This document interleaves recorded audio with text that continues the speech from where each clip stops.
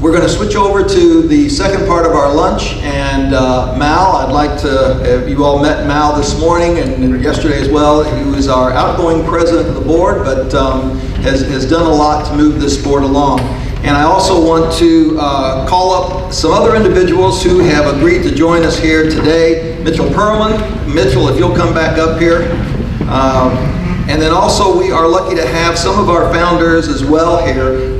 Nancy Monson, who took the long trip over from Plano, Texas, who is the first executive director for the National Freedom of Information Coalition, and also Sue Hale, who is still active with FOI in Oklahoma, but was also an instrumental in starting that state coalition, and at the same time was wearing a couple of hats because you were starting a national coalition as well. So you all will join us here, and we want to talk a little bit about, what were you all thinking 30 years ago when you got this program together?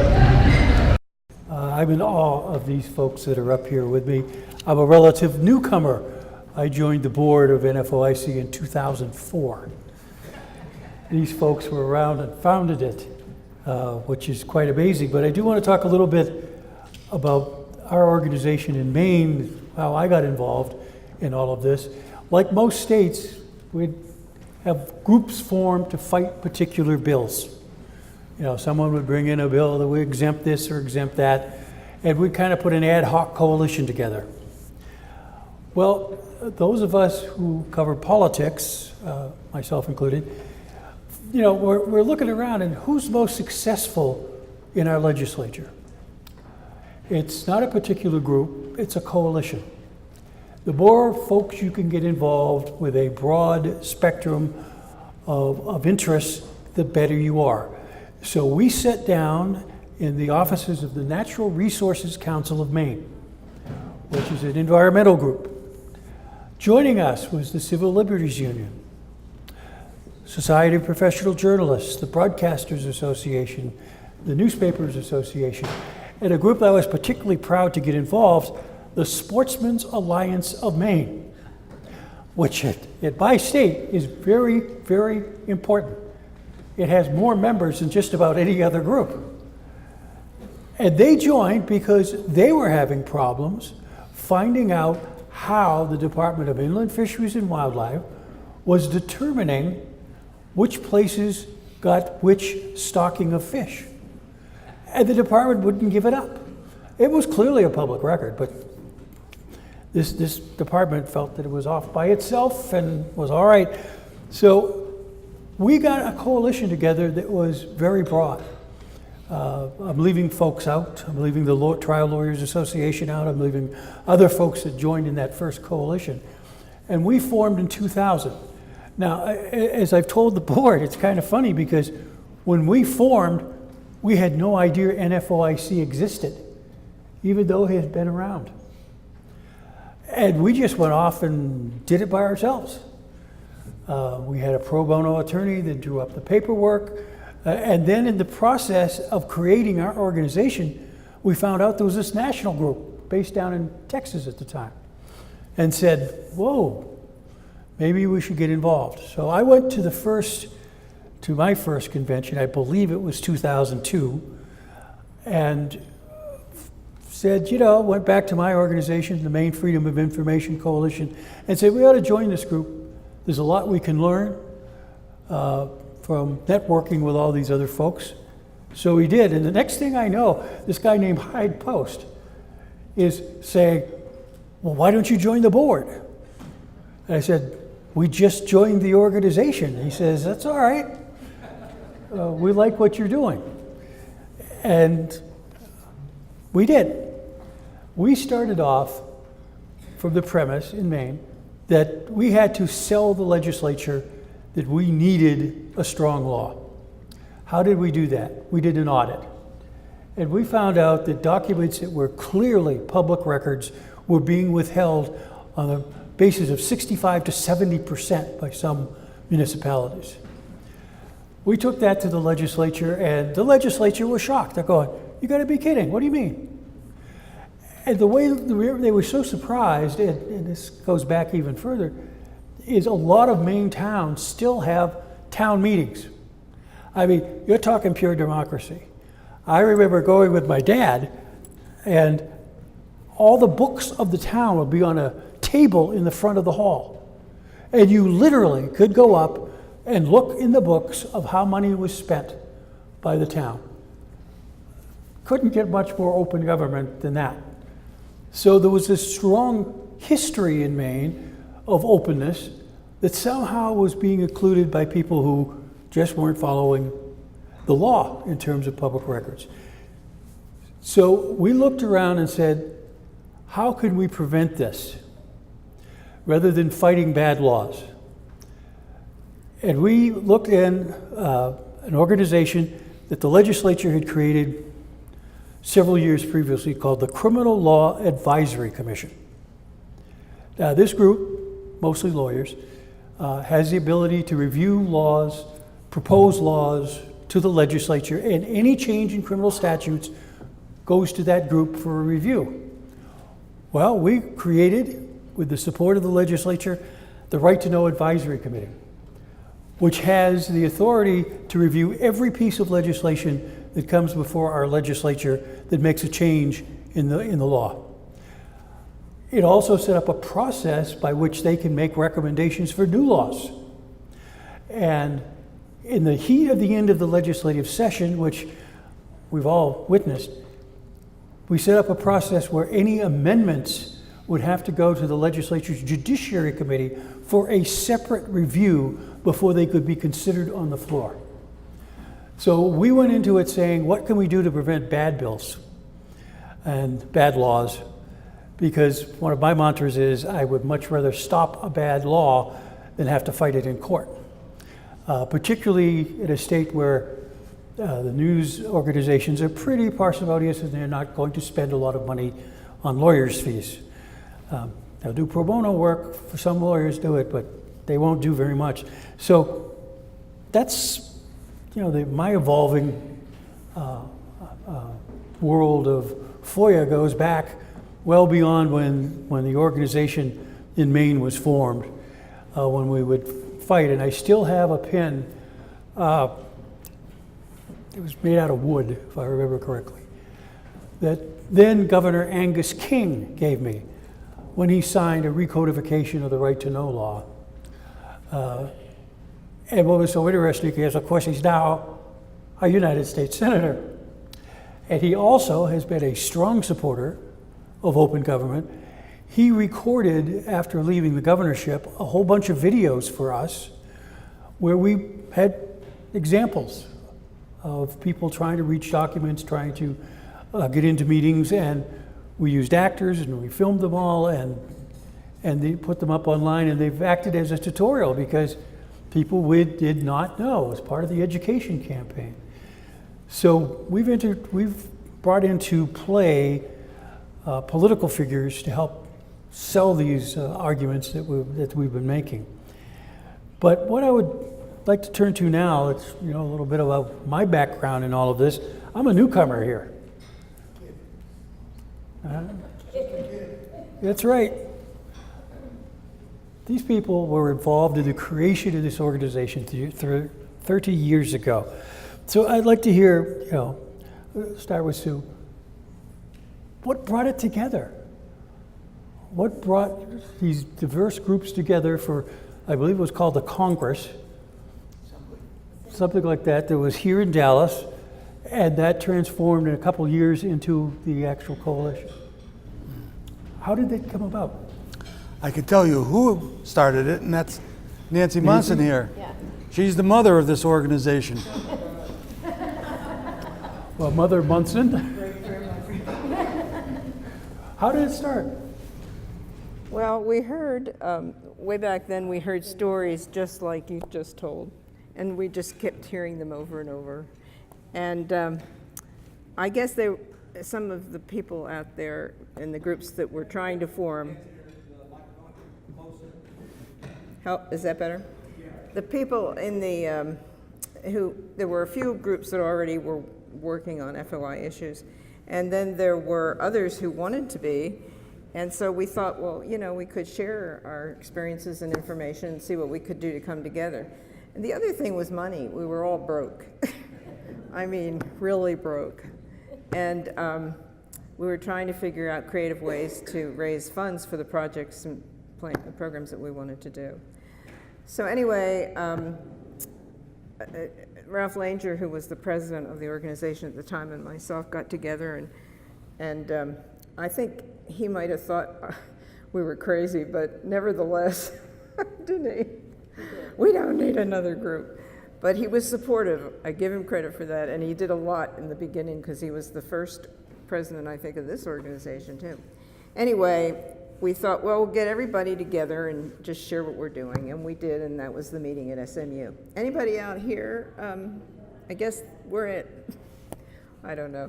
One of the younger gentlemen, his name was Ben from the Dallas Morning News, earlier said he was 28, and I thought, oh my God, I hope we don't have to give our age to to speak to this group. I'm not telling. Anyway, let me put it this way. I got my driver's license renewed about a week ago, and thankfully. And the next time I get it renewed, I'll be 82. That's startling. That's really startling. Anyway, bottom line is that we all got together, and Mitch was one. I think he was the first person I saw on the steps there that everybody came. That was everybody that was interested in the subject, and Sue and all the other ones that came. Hyde was involved with us later on. He wasn't. I don't think he came to that first one. Yeah, and.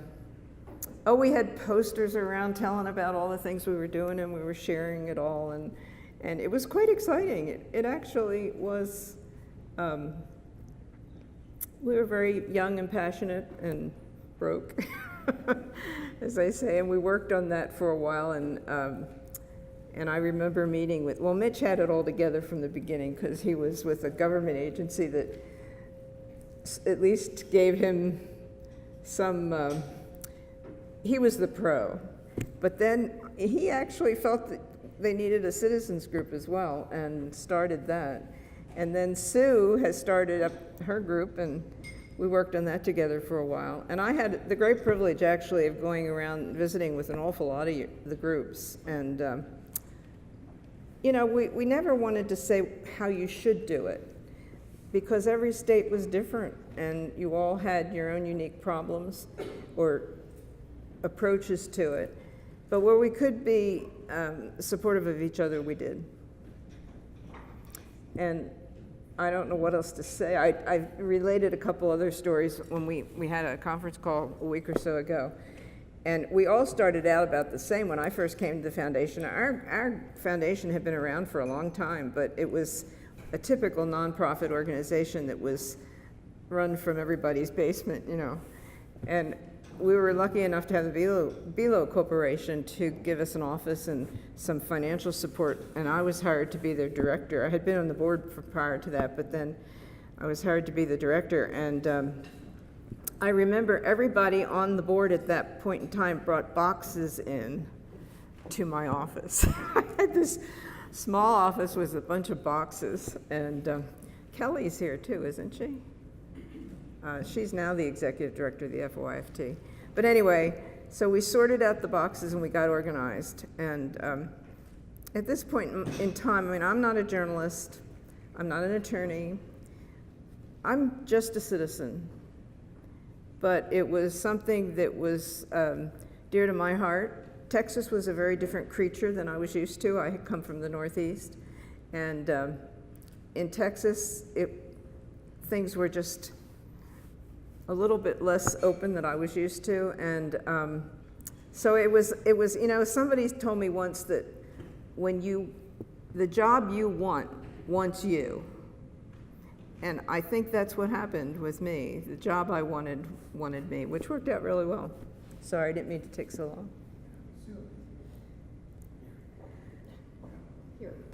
Okay. Oh, hello.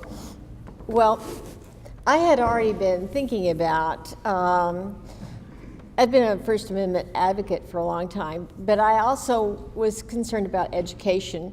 And so we were working to start FOI Oklahoma.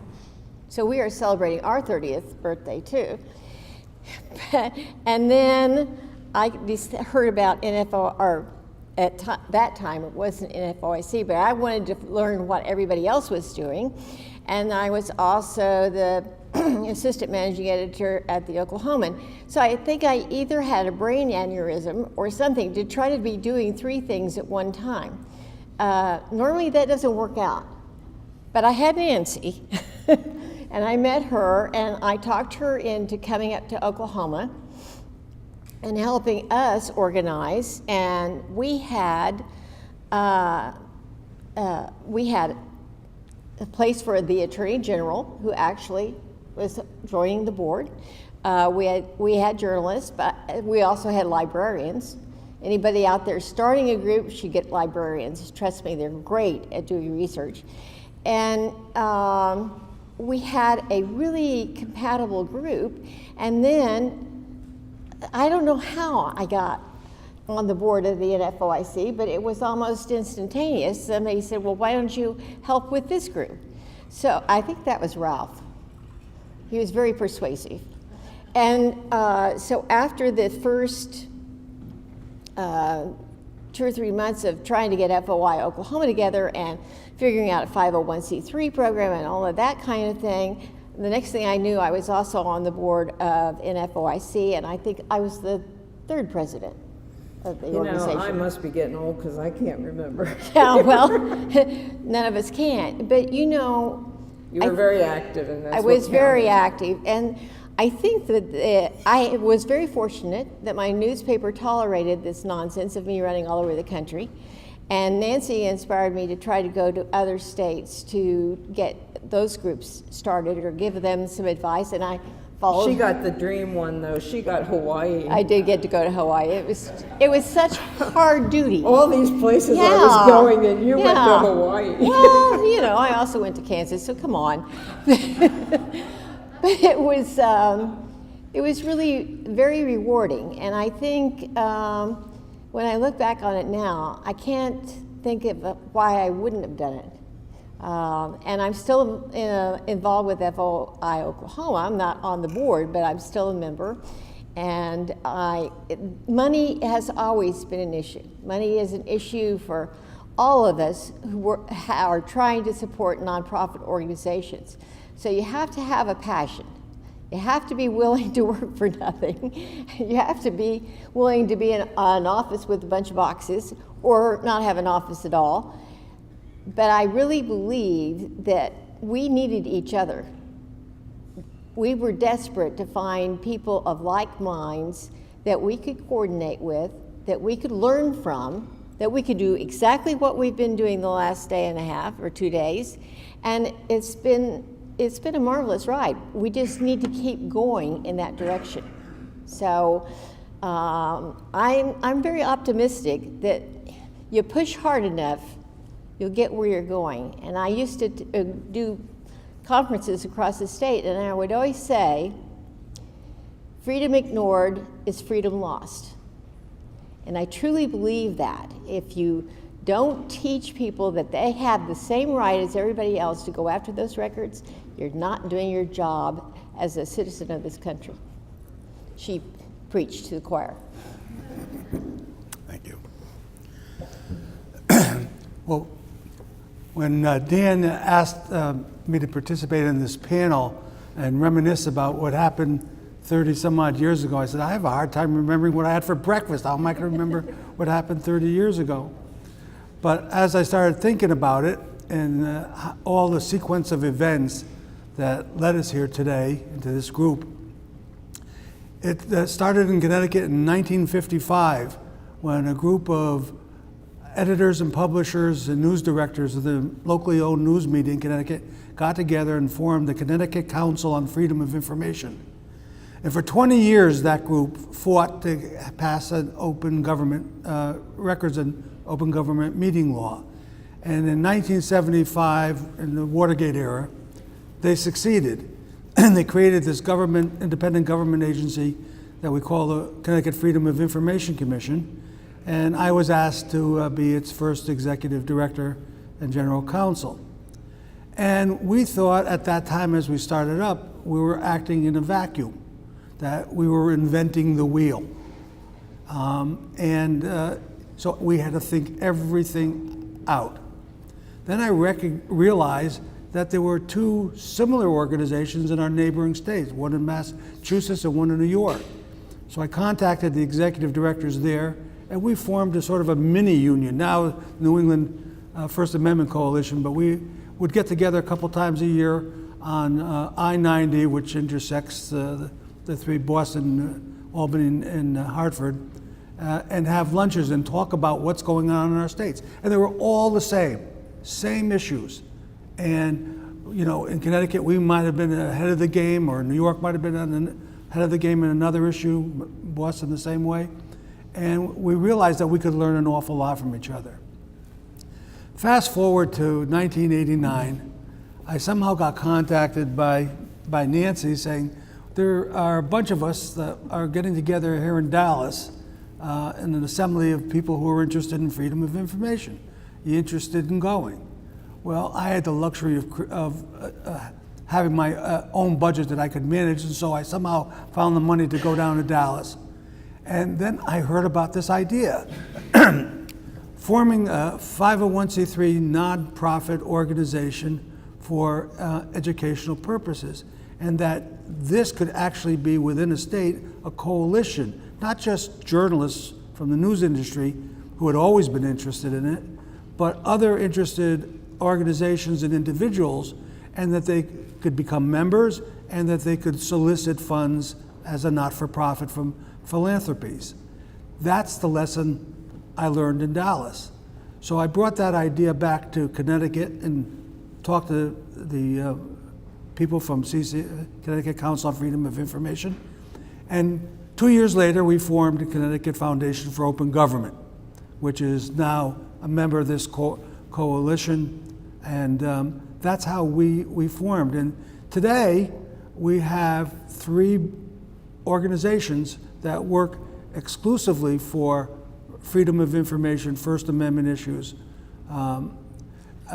and collaborate with many other like-minded organizations where our interests might intersect. The Connecticut Council on Freedom of Information is essentially 100% lobbying organization for First Amendment freedom of information issues before the Connecticut General Assembly. We have the Connecticut Freedom of Information Commission, which enforces, it actually has enforcement powers over requests that have been denied for access to records and meetings. And then we have the Connecticut Council on Freedom of Information, which educates the public and public officials about the importance of these laws. And we do not, the council does not lobby at all. Now, having said that, the board of directors of the council and the Connecticut Foundation for Open Government substantially overlap because of the community of interest. So we have one group that puts on a number of programs, sponsors programs, educational programs throughout Connecticut, another group that lobbies, and another group that actually enforces the law. And we all work together to maximize citizen access to government records and meetings. So how did you make the organization, NFOIC, grow? How do we make it grow? Well, we actually got involved with Knight Foundation. And about the 3rd year in, that's why I think that's when I became president. I got to know Eric Newton, and I called him and I proposed to him that he help us expand NFOIC to include organizations in every single state. Well, he was intrigued, he liked the idea, and so he pitched it to his boss, and they actually gave us money, which was really helpful. So it paid for some of our travel. We would call various groups in states, and a lot of times it was a press association. It might be a bar association that handled media. It could be different groups. And we started making the rounds and started talking to people and saying, you know, we could do this. And I think Nancy, being the director at the time, caught as much flack from Eric as I did, because he wanted instant results. And at the time we started, we were what, about 10 states? Well, actually, I did not know Eric. I don't know when he came on, but the bottom line is that we applied for a grant from Knight as the NFOIC. Right. And then the whole idea was that they, and we cannot thank them and other groups like them enough for supporting our efforts. And what would happen is they would give a grant to the NFOIC, and then the different members of the NFOIC would submit applications for projects and all, and then we would distribute that money amongst everybody. It was better for the larger foundations and all to give money to national groups and bigger groups, and so it helped us all with all of our projects. And the other thing that I have encouraged all of the groups to do, I don't know how many have done it to this point, but in my opinion, nonprofit organizations need to they need to endow themselves. They need to, in fact, I wish the NFOIC would do that, Dan, because it will help all the groups eventually, but you do have to have a plan to do that and sell that to organizations, you know, that have money, but and of course like interests that you have.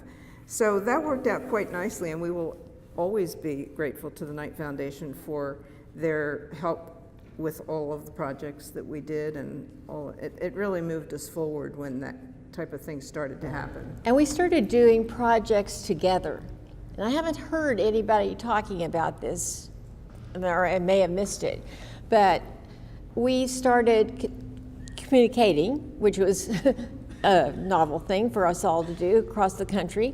We started doing, we did a project called Education for Freedom, that we had a curriculum developed in Colorado, and we distributed that to other organizations and said, here, you can use this to train teachers to teach from K through 12, different lessons about how you access records, or how the First Amendment is tied into all of this. And so working together, we started getting requests from people who would say, you know, we're interested in that. Can you come to our state? Well, I had a job, so no, I couldn't do it all. But we started finding other people who said, well, I could do that, or that state's next to mine, you know, I don't have to go, you know, clear across the country to get there. And so that's how we began to grow. It wasn't overnight, you know, we didn't have all 50 states overnight, but Do we have all 50 states now? no, I think, well, so. what did you say, Dan? 40? We're up and down. Right. Well, and you know, it's always been that way, because people get interested. The AP was interested and very good at recruiting in some of their states. And we had a guy in Alaska, which was awesome. And then the next thing I know, he's gone because he's been transferred somewhere else. So, and he didn't have enough folks around him that were like-minded that wanted to keep it going. So it's not easy. None of it was easy, but it was rewarding when you saw laws change. We passed the openness laws in 1977 in Oklahoma. The only problem with them is that we are one of 3 states that the legislature has exempted itself from open meeting, and one of 7 states that it has exempted itself from open records. And we tried to change that again in 2012 and failed. Didn't even make it to the House floor. So, you know, we still have work to do, but it has been rewarding to see how many people that we have been able to educate and get to, and I do think it has something to do with getting people to the polls. If they know that this is not only a right, it's a responsibility, they go vote. One of the questions on Dan gave us a question list, and one of them, and I'm not sure how it was meant, but are these real coalitions? And yes, they are. They're groups of organizations that can be very different, but certainly have the same interest in access to public information. And one of the things, though, that I ran into over my years with both the Texas and the national group is that, of course, journalists are most interested in this because that's how you get a lot of information. But the bottom line is that these laws were written for citizens. They weren't really written for the journalism people or the media people as much as if we didn't have the journalism and media journalists or media attorneys and all fighting for them, I'm not sure that we'd have them anymore. But the bottom line is that citizens are the ones that really need to know more about what's going on with regard to, and they only really get interested when it affects their lives. I mean, whether it's a school board or a town council or whatever it is, I'm sure you found it to be the same way. Absolutely, but correspondingly, and getting back to Mal's question, money is always an issue, but many of our coalitions, including Connecticut, are not rich. We're not endowed like some organizations. Well, you should be. We all go. Go for it. Yeah, well, we've tried. But what we rely on are volunteers. And volunteers, the more you can get, the better. We've had wonderful volunteers, whether they come from the legal community, the journalism community, or citizens, librarians, people in government. That's who populate our board. And having been doing this work for about 45 years, it becomes generational. Yeah, still every few years you have to say, well, some people are getting older. We really need to get younger people who understand today's world. So that has probably become as big an issue for us as getting money. The only thing that money allows you to do is to forget about money. If you're endowed and you can live off of some income, then you don't have to, you still have to raise money, but you don't have to be as panic-stricken when you get down to the last dollar. So I would encourage that idea.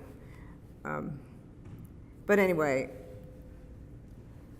I just think that that's tremendously important to note just what Mitch just said, and that is that, this is a citizens issue. It's something that we really need. That's why we consider ourselves educational organizations. Yes, we do work hard with and for the media and the laws and all of that, but we do really, I don't know about you guys, but that have worked in FOI, but if you're out socializing with somebody and they say, what do you do or what are you interested in, and you mention FOI, there's like a blank stare. You always have to educate first before you can even explain what you're about. So I think that's really an important goal for everyone. Any other suggestions from the founders to those of us still on the board? I think they all know what they're doing, to be honest with you. I have a story I want to tell you, but I'd like it to be last. I was just going to say, keep fighting. It's never ending. The issues I saw in 1975, I see reappearing in 2019. So you can never let down. You always have to keep fighting. Well, I think we have a terrific board too, and I'm really sorry that Hyde wasn't here because, and I looked at the board and I went, Barbara Peterson, I remember her, It's okay. Okay, we got it. So there are people still on that board that were on that board inspiring us 30 years ago. And I think that's great. I think you guys have passed down a legacy that is just stunning. I want to recall one of the things. I was trying to think of something really inspirational that would grab you, before as you walk out the door. Well, unfortunately, fortunately, actually, I've been retired for 18 years, so I forget some of the things that we did and that happened. But I do remember one conference that the Texas group had. We had a panel like this, but there were 3 or 4. And I know Mitch appreciates this kind of thing because you've been around the world a few times. But we had these journalists from Eastern Europe, from the old Soviet Union, basically, or some of the countries in that were encompassed in that. And it was not too far after Chernobyl happened. And I guess it must have been, well, Chernobyl was in the 80s, so it couldn't have been the 90s, but I don't know how they got there. All I know is, I can't remember, but I know they were on this panel for our state conference. And we had a sign just like this, except that the hotel was supposed to pin it up on the, it wasn't, this is a good idea where you have a framework, But anyway, it was up there. We always put Freedom of Information Foundation. And they were talking about, the people wanted to know how contaminated the place was from the Chernobyl accident. And of course, the government really didn't want to tell them. So they got really upset about this, and the government said, well, one of the best ways for us to try to figure this out is through mushrooms. Mushrooms are very delicate, and you can find out if there's something great contamination, particularly if it's something that's radioactive. Anyway, but the government said, we're sorry, but we just don't have enough mushrooms. And, excuses. So it turned out that a lot of the citizenry, wherever this particular, it must have been, around Ukraine in that whole area, they just sent truckloads of mushrooms. Mushrooming is a big deal in Europe. It is in a couple of places here, but not like it is over there, particularly Eastern Europe. It's almost a staple food.